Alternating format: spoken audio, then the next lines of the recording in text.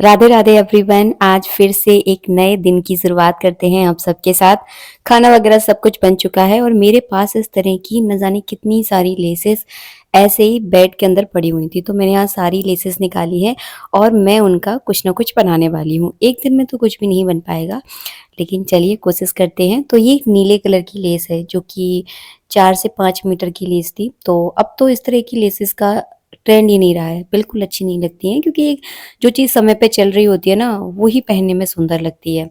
तो मैं इसका जो है ना एक बैग बनाने वाली हूँ, जिसे आप रेगुलर यूज़ में मार्केट जा रहे हैं, छोटा-मोटा आपका सामान है तो आप इसे आसान से ले जा सकते हैं। और मैं बहुत ज़्यादा इन लेसोस में पैसे खर्च नहीं करूँगी।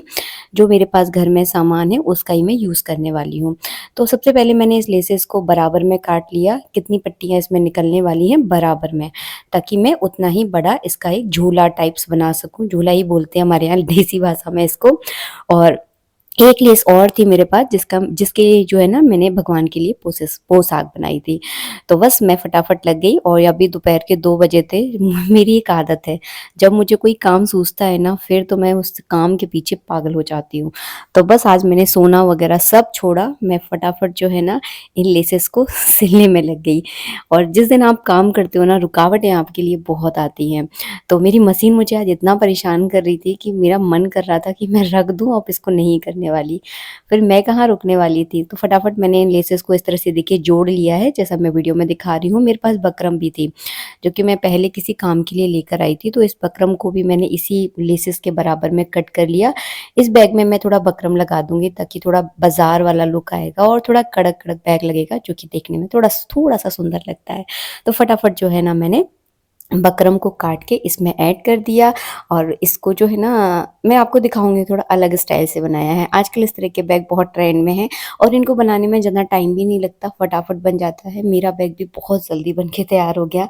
मुझे लग ही नहीं रहा था कि इतनी जल्दी बनेगा। इस बैग को बनाने में मुझे आधा घंटा लगा और एकदम तैयार है। इसके बाद बनाई मैंने पोशाक, उसका मैंने कोई वीडियो नहीं बनाया, क्योंकि मोबाइल की बैटरी एकदम ख़त्म हो गई थी, क्योंकि मैं इसको चार्ज करना भूल गई थी। तो मैं आगे आपको दिखाऊँगी कि मैंने भगवान की पोशाकें कैसी बनाई हैं।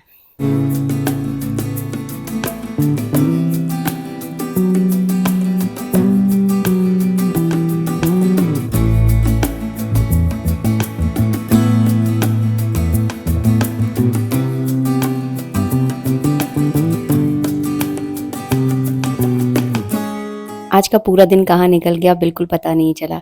तो बस अभी शाम शाम को तो नहीं बोलेंगे, अभी रात का टाइम है, रात के 7 बज रहे हैं। रात बोल लीजिए, शाम बोल लीजिए, आपके यहाँ जैसा चलता हो, हमारे यहाँ तो 7 बजे हम लोग रात ही मानते हैं। तो पंडित जी जा रहे हैं पीपल के नीचे दीपक लगाने, तो मैं सरसों के तेल का दीपक पंडित जी लगाते हैं। आप चाहेंगे तो इसके बारे में मैं एक सेपरेट वीडियो आप लोगों के लिए बना दूँगी। मैंने यहाँ पे दीपक तैयार कर दिया है। बस उसके बाद मैंने कुछ भी नहीं बनाया है। कल ना मैंने पुरानी लेसों से बहुत सुंदर-सुंदर सामान बनाया है, वो मैं आपको आगे दिखाने वाली हूँ। तो पहला तो मैंने झूला बनाया, उसके बाद मैंने भगवान जी के लिए सुंदर सी एक ड्रेस बनाई है, वो भी ब्लू कलर की लेसेस से। इसके बाद हम लोग सुबह-सुबह आ जाते हैं छत पर, तो एक पेड़ था हमारा, ये वाला जो बाँस का ही इसको बोलते हैं, तो ये गमले से बहुत ज़्यादा बड़ा हो गया था, मतलब उसको ना ग्रो नहीं हो पा रहा था। तो बड़े वाले गमले में उसको हम ट्रांसफ़र करने वाले हैं। पूरा हमने उसको बाहर निकाला है और इस काम में मदद कर रहे हैं पंडित जी, क्योंकि इसमें थोड़े से काँटे हैं तो बड़ा दिक्कत करता है निकलने में ये। तो पंडित जी ने मेरी हेल्प की और हमने इसको बड़े गमले में शिफ्ट कर दिया ताकि ये अच्छे से ग्रो हो। ये इंडोर प्लांट है और कोई इसकी देख-रेख नहीं है, लेकिन बहुत प्यारा और सुंदर लगता है ये। तो बस अभी जो है ना इसके बाद हम लोग छत से नीचे आ गए थे, झाड़ू-पोंछा किया, वही घर के रोज़ के काम किए और बस अब जो है ना मैं भगवान को जगाकर भोग लगाकर आ चुकी हूँ। अब करूँगी मैं भगवान के सारे बर्तन साफ़ और पूजा की करेंगे हम तैयारी। तो सुबह-सुबह का कुछ रूटीन मेरा ऐसा ही होता है, वही दिन भर स्टार्ट हो जाते हैं कुछ ना कुछ। सुबह उठते ही ये काम करना है, वो काम करना है। और ये वाले बर्तन जो है ना रात के धो के मैंने रख दिए थे, तो ये सारे सूख चुके हैं। इनको अपनी-अपनी जगह पर मुझे लगाना है। बर्तन लगाना मतलब मुझे सबसे गंदा काम लगता है। एक प्रेस करना और बर्तन लगाना सबसे बेकार वाला काम है। तो इन बर्तनों को अपनी-अपनी जगह पे शिफ्ट करना है और सारे बर्तन मुझे तरीके से लगाने हैं, ताकि हमारे घर में अगर हम बर्तन बजाने मतलब होता ही है कि एक बर्तन लगाते हैं तो दूसरे बर्तन की आवाज़ आती है। तो इससे पंडित जी बहुत गुस्सा करते हैं, तो थोड़ा-सा मुझे ऑर्गनाइज़ करके सारे बर्तन लगाने पड़ते हैं, ताकि आवाज़ कम हो और काम ज़्यादा हो।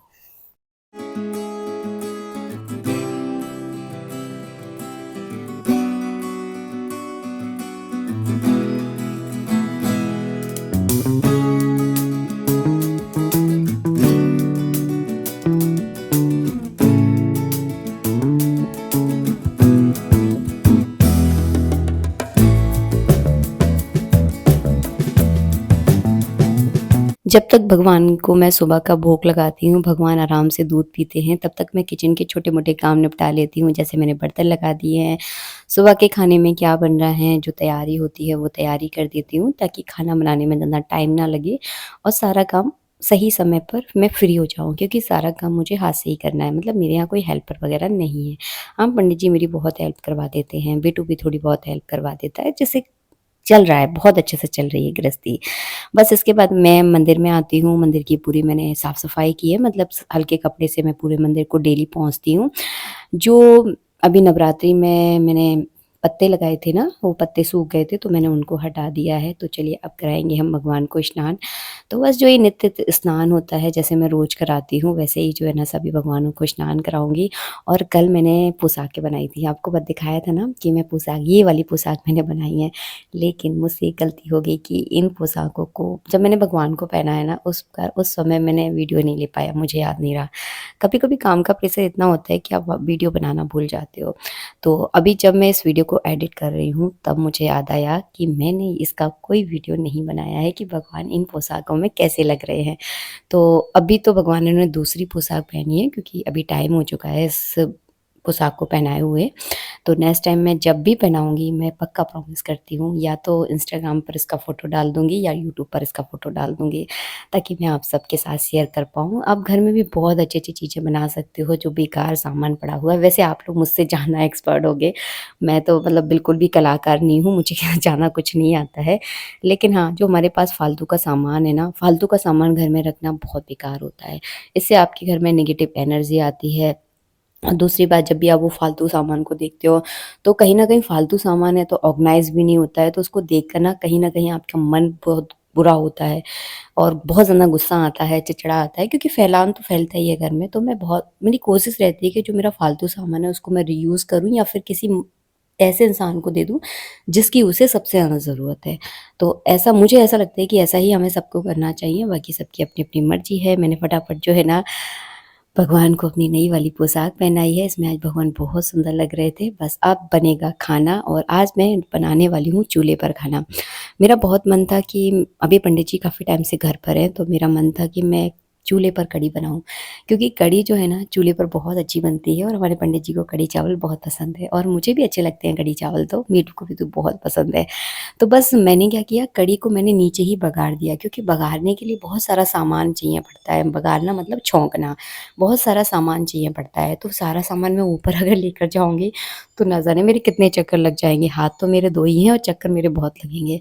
और अभी मैं बेटू को परेशान नहीं करना चाहती, क्योंकि उसका पढ़ाई-वढ़ाई का है, बार-बार बच्चे डिस्टर्ब होते हैं, तो मुझे ऐसा लगता है कि उसको नहीं करना चाहिए डिस्टर्ब।